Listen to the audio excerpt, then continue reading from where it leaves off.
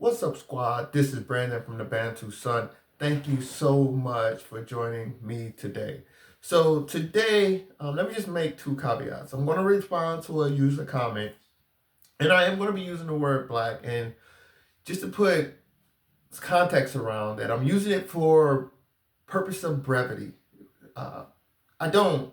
I think the word is dismissive, but when I say black, you know that I'm talking about Americans who are descendants of former African slaves. So I'm using this word just to be more concise with what I'm going to say, but in no shape form do I condone it. I find it to be a very dismissive and generic word that tries to encapsulate something so much bigger than it. It is a adjective. I am a noun. So I'm just gonna put that out there. So I'm not condoning using the word. I'm just using it for the purposes of concise communication. Now, this comment, which I thought was interesting, comes from I believe a gentleman named Chester Cleveland. So it was real interesting because it's a mashup of two former presidents' names, and the comment went to the sentiment of Trump is rolling back civil rights, damn Ukraine. And I believe this is coming to the purpose that I talk about many places in the world, in different scenarios. And this person believes that I should use my platform and my voice to speak out more direct or in a stronger manner about Trump and the civil rights infringement some people are saying he's making. And believe he's alluding to basically Trump at a federal level has been pushing back on rolling back DEI programs.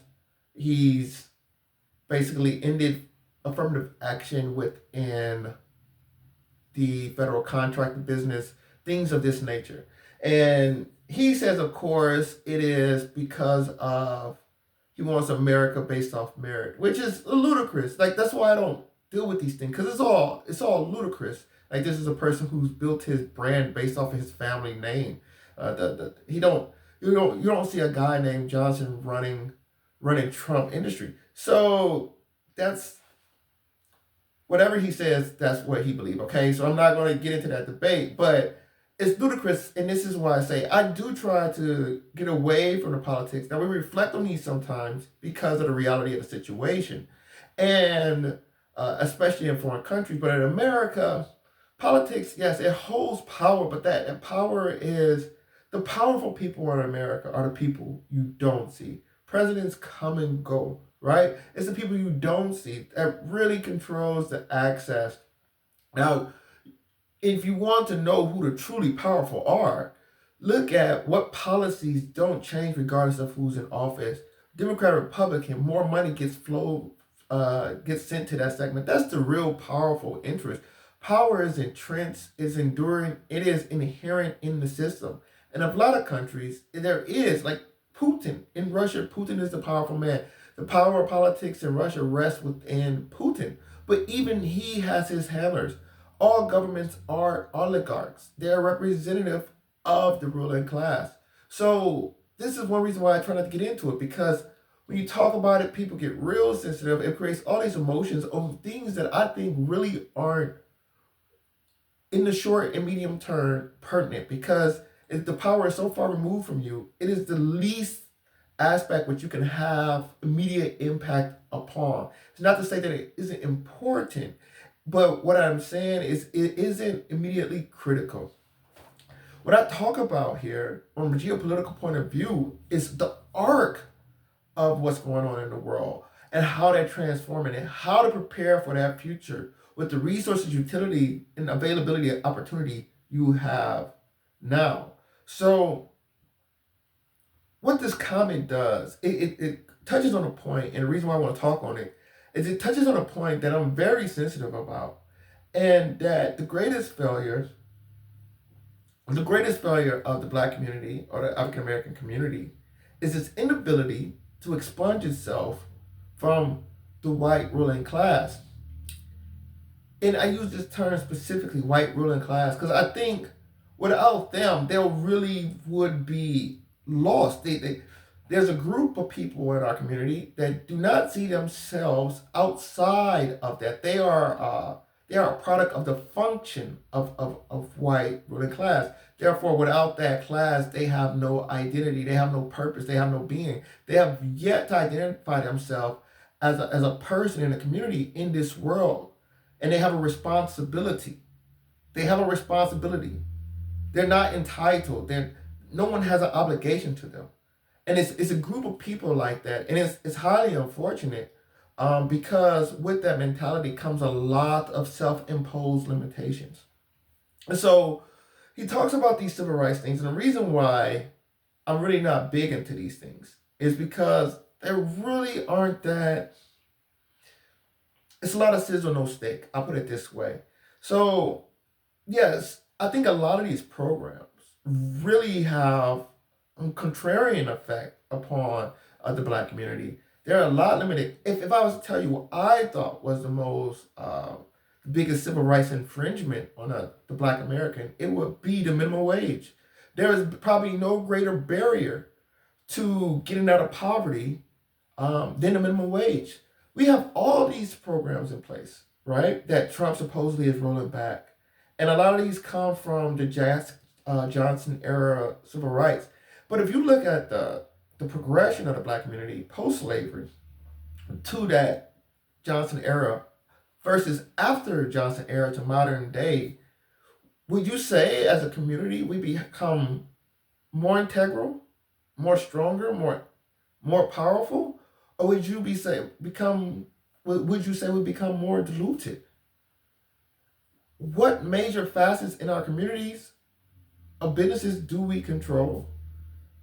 Whether that's beauty and cosmetics, whether that's entertainment, so many of these industries, sports, so many of these industries may have faces that look like ours, but the distribution of funds and economics are controlled by people that don't look like us.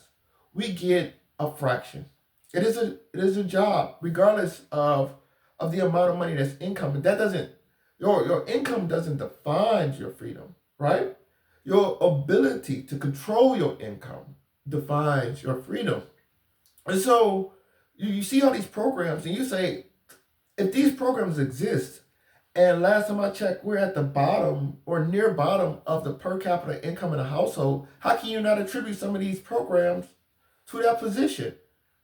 So that's why I have no great loyalty towards them. I don't think it puts us apart to any American. I don't think it makes us favorable to any American. In fact, it's the exact opposite effect. It creates animosity.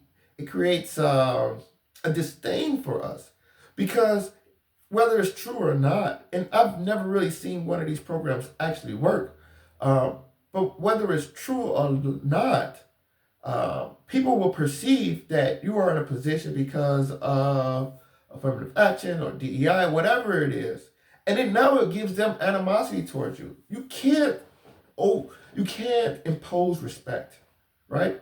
People appreciate you and value you. They reward you based on their respect for you. This can't be dictated by decree. It's not a magic wand you can wave. You can only go in the mud and get it out yourself. And then people say, you know what? I know who this person are because I've seen their hustle. I've seen what they were able to accomplish. Now, I don't think this is a big issue because that's why I'm here. I'm here. Let's talk about geopolitics. Let's talk about the world. Let's see how we see ourselves in this world. Like, this is part of my mission. Why isn't some of the cities, African Americans live in some of the greatest cities America has to offer? African Americans live in some of the greatest real estate America has to offer. There's no reason a city like New Orleans is not world class. It's absolutely no reason why not. Memphis, critical, the greatest inland junction of the United States, filled to the brim of Black Americans. There is so much opportunities, not only at home, economically, from a development point of view, but abroad. Have we taken our position because we've been in America on this rising tide that not only has made us wealthy beyond our cousins abroad, but has made so many other groups wealthy beyond their cousins abroad?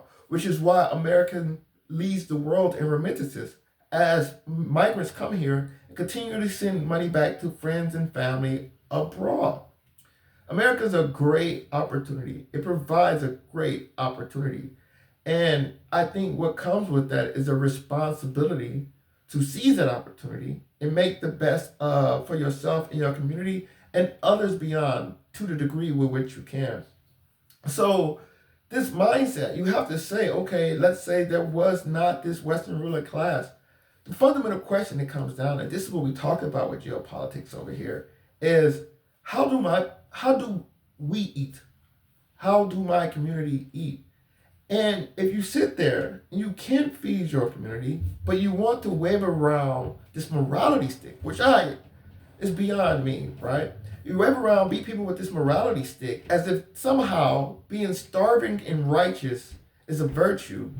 That is something I cannot comprehend. And as I say this a lot of times, and I urge people to look at some of my videos, try to piece together comprehensively what I'm putting out there, is you need to be able to provide for your community. And I say that across all communities. And this is what geopolitics is. This is what people do. And they're saying, okay, this is our position in the world. Trump is a throwback. I don't find him to be a bigot by any means outside of normal human behavior. He's an American throwback to me, though. He reminds me so much of a 20th century, 19th century president. This man is talking about the fundamentals, blocking and tackling, security, economics, protecting our industry. Like, every group should have a conversation about this. You need to understand that. Who's going to supply your engineers? Who's going to set up the infrastructure for you to get your food? So you need to understand all these things come together and they are important. And if you don't put time and understanding that does not make them less important. You're just sweeping them under the rug. So when you say, okay, damn Ukraine, why do I talk about Ukraine? Anybody that understands history and geopolitics understand Ukraine is right now is at the front line of a war of European consolidation. That's what Ukraine represents. Western world, Europe used to be fragmented. And out of that fragmentation, it was war, right? And up to this point, the Western world, it came down to two sides at the end of World War II. The Western world and the Soviet Union, right? The First World, Second World, right? Now the Western world, you can say its core, it claims Rome, but we'll give it to them, Greco-Roman legacy, you can say that. But pragmatically, in modern times, its core is the Dutch and the British, and the Americans, of course. And this Western world, reason why this is important, because this culture on the fringes of Europe have slowly creeped into Europe, absorbing France and Germany amongst other countries. And to the point now that it's all the way in Eastern Europe. Save the last powerful country outside of its orbit is Russia, which it used to be antagonistic to. But this war unification with Ukraine puts the West on the borders of Russia. NATO is in the process of doing something that will make Napoleon and Adolf Hitler blush. They are on the verge of a form of European consolidation. This is what Ukraine represents. This is why Ukraine is so important and vital to a conversation. But if you don't see yourself as a distinct identity in the world, you don't understand this conceptually, then what do you think they plan to do with this consolidation?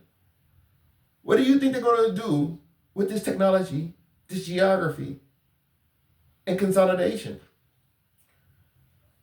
Point of the matter is, these are very big questions. And if you don't, as I constantly say, if you don't see the world how I see, or if you don't have my same goals, the things I'm saying are going to be lost upon you. Now, I'm not looking for a debate. There's no reason. I have no desire for converse. I am looking to articulate a point of view which I possess, and that some people will possess or possess right now. And I'm merely just putting out articulation, the reciting of words that they can utilize to console their philosophy. I'm saying, okay, guys, we believe this. In consequence, these things are important in how we approach our everyday life. These issues are important. I definitely don't follow mainstream American media because they give it to you. You know how many times or how many videos I have that may be censored or taken down? Why are some videos I have allowed to go through and others are not? Obviously, because the ones they want you to hear, they're okay. Just as though they're okay with sending out vile, ridiculous music on our airwaves. So that's okay. But you said the wrong thing about the wrong people in the wrong place, and they dictate what wrong is. You see what happened to your content and your reputation and in your pocketbooks. So I think for somebody to be so small, to try to cram my intelligence to a subservient level that I'm sitting there watching the ruling class and dictating my success on what they give me, I think is preposterous. So these are my thoughts. I'd love to hear your thoughts in the comment below.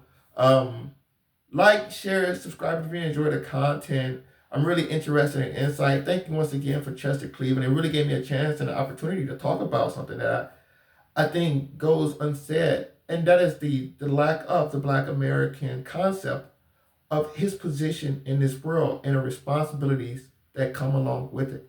So appreciate the comment. Like I said, if you have any suggestions you want me to talk about, feel free to shoot them my way. Until next time, take care. Bantu up.